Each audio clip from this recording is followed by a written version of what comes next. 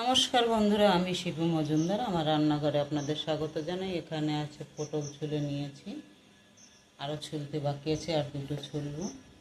করব পটল ভাপা সরিষা দিয়ে। প্রথমে পটলগুলো ছুলে নিয়েছি, এবারে এ মাথা আর ও মাথা কেটে ফেলে দিলাম। এবারে মাঝখান থেকে এপাশে ওপাশে দুই দিকে করে চিড়ে নিলাম। আর একটা দেখাচ্ছি, এই যে এপাশ ওপাশ কেটে ফেলে দিলাম। এবার মাঝখান থেকে চিড়ে নিলাম দুই দিক করে, এই যে হয়ে গেছে। এবারে এরকম করে সব কটা করে নেব।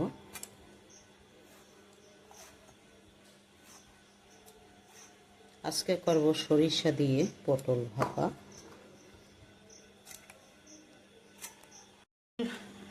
কেটে ধুয়ে নিয়েছি। এখানে আছে এক বাটি পেঁয়াজ, মানে দুটো পেঁয়াজ কুচি নিয়েছি। এখানে আমি উনান ধরিয়ে কড়াই বসিয়ে দিয়েছি। কড়াই গরম হয়ে গেছে, দিয়ে দেবো সরিষার তেল। তেল গরম হয়ে গেছে, দেবো পটল।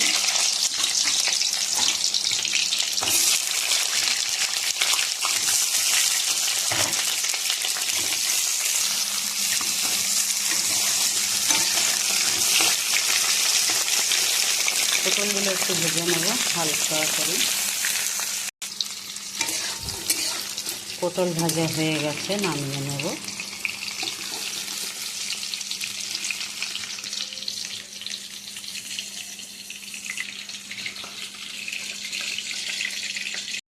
এবার এই তেলের ভিতর দেবো দুটো লঙ্কা, একটা তেজপাতা দিয়ে একটু নাড়াচাড়া করে নেব।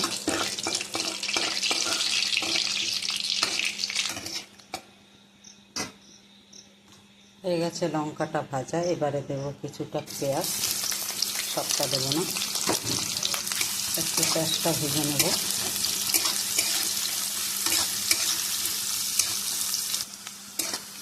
পেঁয়াজটা ভাজা হয়ে গেছে। এবারে দেবো 2 চামচ আদা রসুন পেস্ট।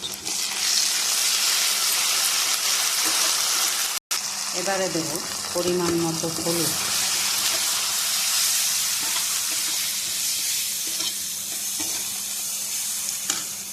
এখানে আছে সরিষা আর গুঁড়া লঙ্কা। সরিষা আর গুঁড়া লঙ্কা একটুখানি জল দিয়ে নিলাম। এবার একটু নাড়াচাড়া দিয়ে মিলিয়ে নিলাম। এবার মশলার ভিতর দিয়ে দেবো। বাটিতে একটু জল দিয়ে ধুয়ে আবার দেবো। সবটা দেওয়ার পরে একটু মশলাটাকে ভালো করে কষিয়ে নেব। এবারে দেব পরিমাণ মতো লবণ, যতটা লাগবে আর কি। লবণটা মিশিয়ে নিয়ে দেব পটল। পটলগুলো দেওয়ার পরে একটুখানি নাড়াচাড়া করে নেব।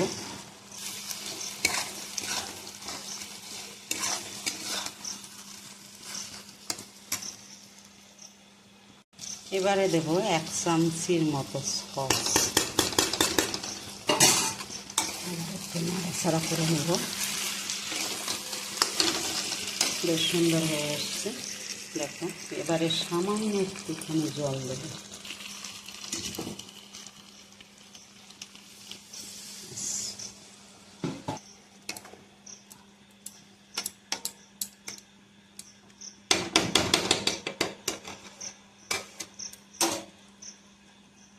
এবার একটু চাপা দিয়ে দেবো 5 মিনিটের মতো। 5 মিনিট চাপা দেওয়ার পরে ফিরে এলাম 5 মিনিট পরে। বেশ ফুটে উঠেছে। একেবারে কম পাক দিয়ে নিয়েছিলাম।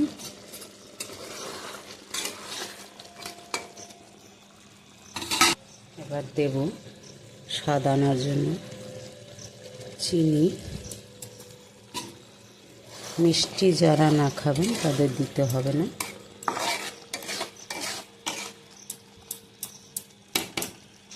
দেব সামান্য একটু গরম মশলার গুঁড়া। এবার একটু নাড়াচাড়া দিয়ে নামিয়ে নেব। হয়ে গেছে পটল ভাপা, একদম গা মাখা মাখা। তারা নামিয়ে নেব।